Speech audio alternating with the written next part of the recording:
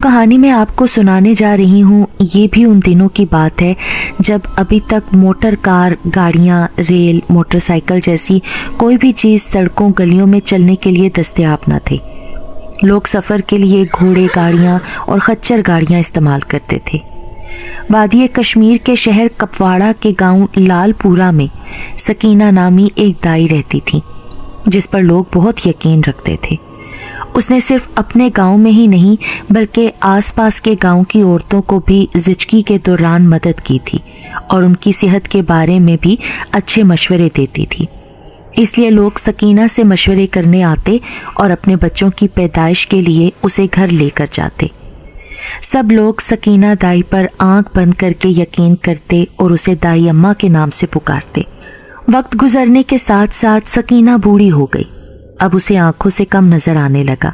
اسی وجہ سے لوگ اب اس پر یقین نہیں کرتے تھے کہ دوران زچگی ان کی عورتیں دائی اماں سے محفوظ ہوں گی یا نہیں، اس لیے کوئی بھی دائی اماں کو اب اس کام کے لیے نہیں لے کر جاتا تھا۔ دائی اماں اپنے گھر کی واحد کفیل تھی۔ ان کا ایک بیٹا تھا جو بالکل بھی کام نہ کرتا اور سارا دن گھر پر پڑا رہتا، جی بھر کر نشہ کرتا، پیسے نہ ملنے پر اپنی ماں کو تنگ کرتا اور اکثر ہاتھ بھی اٹھاتا۔ دائی اماں مجبور تھیں کیونکہ اب کوئی بھی ان پہ یقین نہیں رکھتا تھا، بس لوگ مشورہ لینے آتے اور بغیر پیسے دیے چلے جاتے تھے۔ ان کے گھر میں فاقے پڑنے لگے اور اوپر سے دائی اماں کا بیٹا انہیں تنگ کیا کرتا۔ ایک دن ہمسائے کے گھر کا ایک بچہ دائی اماں کو بلانے آیا۔ دائی اماں ان کے گھر گئی بڑی امید کے ساتھ، لیکن انہوں نے بھی مشورہ کر کے دائی اماں کو یہ بول دیا کہ اب آپ جا سکتی ہیں، ہم آپ سے بچے کی پیدائش نہیں کروا سکتے۔ دائی اماں دکھی دل سے گھر سے باہر آ گئیں۔ ان کی آنکھیں نم تھیں۔ تبھی گلی میں انہیں اپنے سامنے ایک بلی بیٹھی نظر آئی۔ وہ بلی بالکل کالی تھی۔ اندھیرا چھا رہا تھا اس لیے دائی اماں کو ٹھیک سے نظر نہیں آ رہا تھا، لیکن اپنے تجربے کے حساب سے انہوں نے بلی سے کہا کہ کاش تو انسان ہوتی تو میں تجھے ضرور کہتی کہ اگر تیرے پاس اولاد ہونے والی ہے تو مجھے ضرور بلانا۔ اتنا کہہ کر دائی اماں وہاں سے چلی گئیں اور بلی بھی اپنی مخصوص آواز نکال کر وہاں سے چلی گئی۔ وہ کچھ کہنا چاہتی تھی لیکن کہہ نہ پائی۔ جاتے ہوئے اس کی آنکھیں ایسے چمک رہی تھیں جیسے وہ بہت کچھ اپنے دل میں رکھے ہوئے ہے۔ دائی اماں اپنے گھر واپس آ گئیں تو اس کے بیٹے نے کہا کہ آج پھر خالی ہاتھ آ گئیں، کتنی بار کہا ہے کہ جب گھر آؤ تو کچھ لے کر آیا کرو۔ اور اسی کے ساتھ وہ شراب کے نشے میں دھت دائی اماں کو مارنے لگا اور پھر نیچے گر گیا۔ دائی اماں اپنی قسمت پر روتے ہوئے چارپائی پر لیٹ گئیں اور پھر نہ جانے کب ان کی آنکھ لگ گئی۔ رات کا نہ جانے کون سا پہر تھا جب دروازے کی کھڑکھڑاہٹ کے ساتھ دائی اماں کی آنکھ کھل گئی۔ اس ٹائم کون ہو سکتا ہے؟ وقت دیکھا تو رات کے 1 بج رہے تھے۔ دروازے پر آئیں اور پوچھا کہ کون ہے، تو آواز کسی مرد کی تھی جو کچھ کہہ رہا تھا کہ ہمیں آپ کی ضرورت ہے، آپ کو لینے آیا ہوں۔ دائی اماں نے دروازہ کھولا تو سامنے ایک مرد کھڑا تھا جس نے سر سے لے کر پاؤں تک ایک کالے کپڑے سے خود کو ڈھانپ رکھا تھا۔ دائی اماں اسے دیکھ کر گھبرا گئیں۔ کہاں سے آئے ہو تم بھائی؟ میں ساتھ والے گاؤں سے آیا ہوں، آپ جلدی میرے ساتھ چلیں، ہمیں آپ کی سخت ضرورت ہے۔ 1 سیکنڈ، میں ذرا اپنے بیٹے کو بتا دوں۔ دائی اماں نے اپنے بیٹے کو بہت آوازیں دیں لیکن وہ نکھٹو شراب کے نشے میں دھت بے ہوش پڑا ہوا تھا۔ جلدی چلیے، وہ پھر سے مخاطب ہوا۔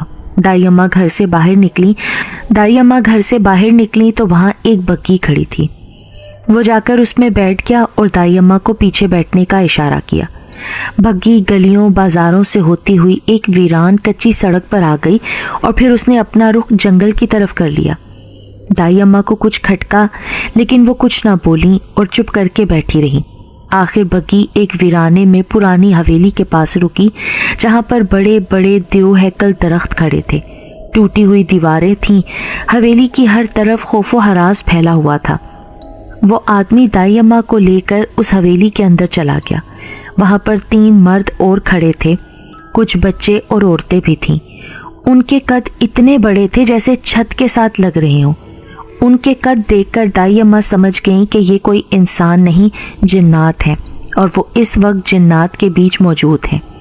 اس مرد نے بھی اپنے چہرے سے پردہ ہٹایا تو اس کی شکل دیکھ کر دائی اماں نے خود کو بڑی مشکل سے سنبھالا۔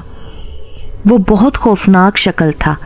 آہستہ آہستہ اس کا قد اور بڑھنے لگا، لیکن دائی اماں اتنا سمجھ گئیں کہ یہ کوئی برے جنات نہیں بلکہ اچھے جنات ہیں، انہیں کوئی نقصان نہیں پہنچائیں گے بلکہ وہ خود مدد چاہتے ہیں۔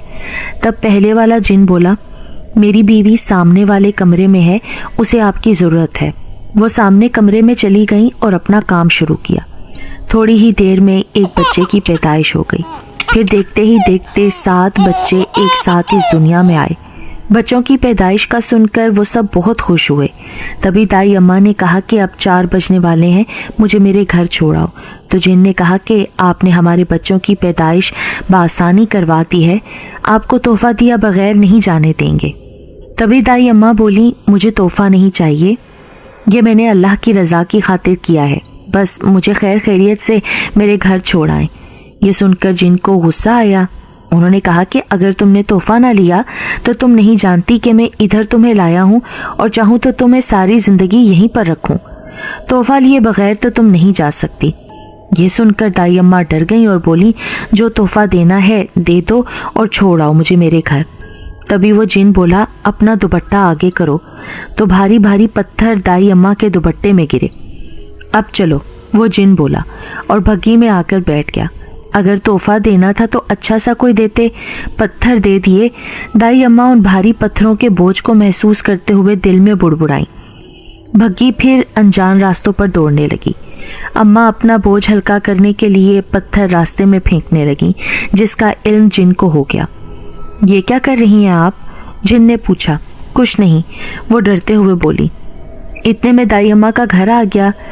جن اماں کو گھر کے باہر اتار کر چلا گیا۔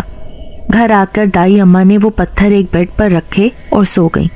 صبح اٹھیں اور اپنے بیٹے کو بتایا کہ رات کو میرے ساتھ کیا ہوا۔ جن کے بچوں کی پیدائش کروا کے آئی ہوں، تحفے میں مجھے پتھر دیے ہیں، جاؤ جا کر بیڈ سے اٹھا کر پھینک دو۔ دائی اماں کا بیٹا گیا اور چیختا ہوا آیا، اماں وہ پتھر نہیں، ہیرے ہیں، جن نے تمہیں ہیرے دیے تھے۔ یہ کیا کہہ رہے ہو؟ جاؤ راستے میں دیکھ کر آؤ، اندھیرا ہونے کی وجہ سے مجھے نظر نہیں آ رہا تھا اور میں پتھر سمجھ کر راستے میں پھینکتی آئی ہوں۔ اس کے بیٹے نے جا کر دیکھا تو اسے کچھ نہ ملا۔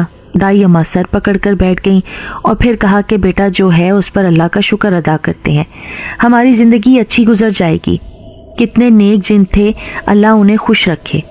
دائی اماں اپنے کاموں میں مصروف ہو گئیں۔ کچن میں کھانا بنا رہی تھیں تو دیکھا ایک کالی بلی منہ میں ایک پوٹلی ڈالے ان کے سامنے کھڑی ہے۔ یہ دیکھ کر دائی اماں حیران ہوئی۔ تبھی اس بلی نے عورت کی شکل اختیار کر لی۔ تم؟ ہاں میں دائی اماں، میں وہی جن ذاتی ہوں، اور وہ بلی بھی جسے آپ نے اس رات کہا تھا کہ اگر میرے بچے ہونے والے ہوں تو آپ کو بلاؤں۔ تبھی میں نے اپنے شوہر کو اپنی زچگی کے وقت آپ کو لانے کو کہا تھا، اور یہ ہیرے میں آپ کو دینے آئی ہوں جو کل آپ راستے میں پھینک رہی تھیں، جسے میرے شوہر نے آپ کو پھینکتے ہوئے دیکھ لیا تھا اور آتے ہوئے انہیں راستے سے اٹھا لیا، آ کر مجھے دے دیے کہ میں صبح آپ کو دے دوں اور آپ کا شکریہ بھی ادا کروں۔